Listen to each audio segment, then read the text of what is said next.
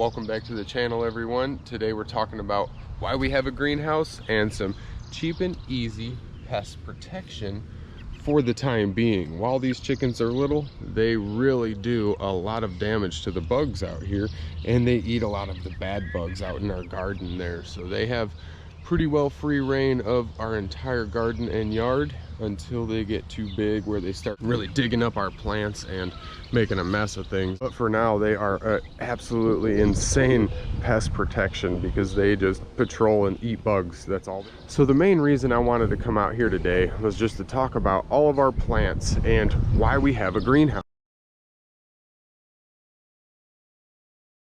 So we use this greenhouse obviously for propagation. We've got an absolute ton of propagations coming along for us, for our customers, basically just bettering ourselves, our homestead, and sharing all of these awesome plants with everybody in our local area here. So the main focus of having a greenhouse is for protection. You're basically creating a protected area for all of these plants to have a good start. Like all of these blackberries, we planted some seeds the other day.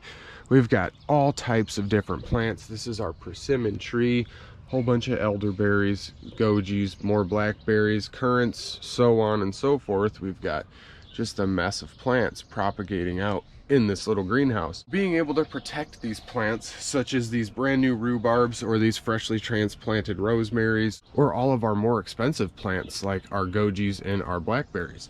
We want to protect them from the harsh sun. We want to protect them from pests. We do not put any of our fresh propagations or cuttings directly in the sun because we found that that doesn't work. So whether you're trying to sprout or just keep cuttings alive and propagate like we are, you've got to have that protection from the harsh sun, and a greenhouse is the best way to do that.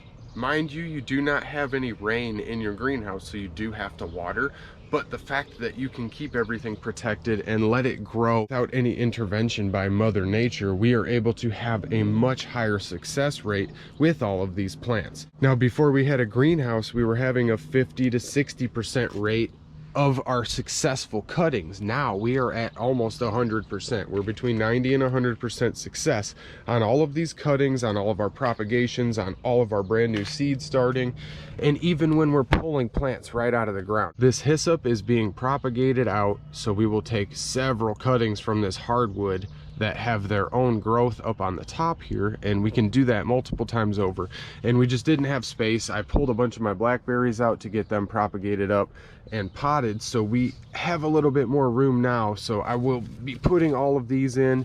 We've got some rhubarb. I just have this bucket of water basically keeping all of these alive and allowing them to throw off roots in the meantime before I pot them up. Like this little strawberry didn't have any roots the other day, and now we're sitting here with almost a developed plant that will really take off in some soil and be able to prosper and be sold. This is just sitting water. Now we don't ever have any mosquito issues in our greenhouse because we have this aquaponics with guppies called the mosquito fish in the bottom, and we have a ton of mint. We've got our citronella, we've got citronella propagations coming up. We've just got tons and tons of stuff. I've even got this lemon balm that took off. This has been in here for a year or two. You can see that thick root of it, and this just basically sits by the door. So every time we walk through, our little baby chickens come in and basically pick some free bugs off the plants. This is getting brushed on and releasing the citronellol into the air, which is a compound that the mosquitoes do not like, basically like your citronella. It releases a compound that the mosquitoes it's deterred by. It almost works as good as DEET.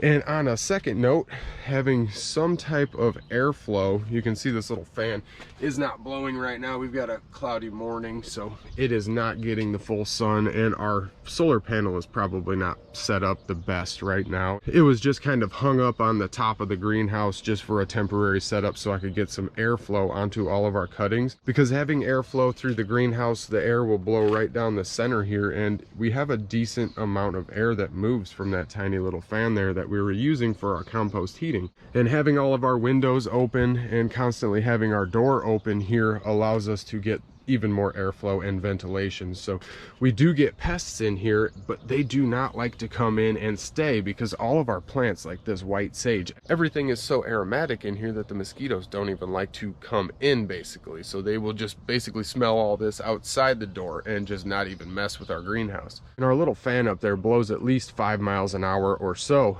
and it only takes about 2.5 miles per hour of wind to deter a mosquito from coming in. So we're basically covering all of our cuttings and all the main row and getting airflow down to the floor, while deterring mosquitoes from even flying over to our water there. And we may have a few mosquitoes end up laying eggs in here, but these will not be in here long enough. I will empty this bucket out once I get everything transplanted into our aquaponics setup and those strawberries potted, along with our rhubarbs also.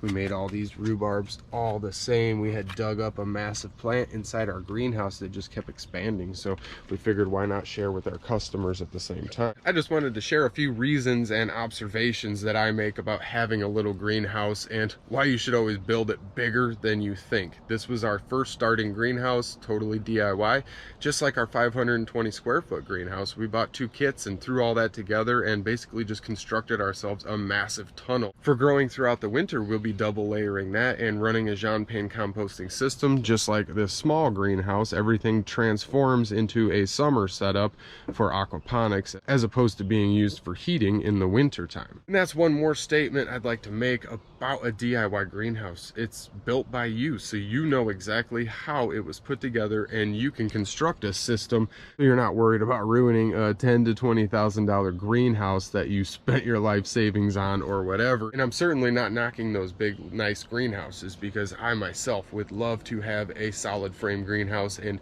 that is our next plan. We would like to build one, but we're going to do it as cheaply as we can.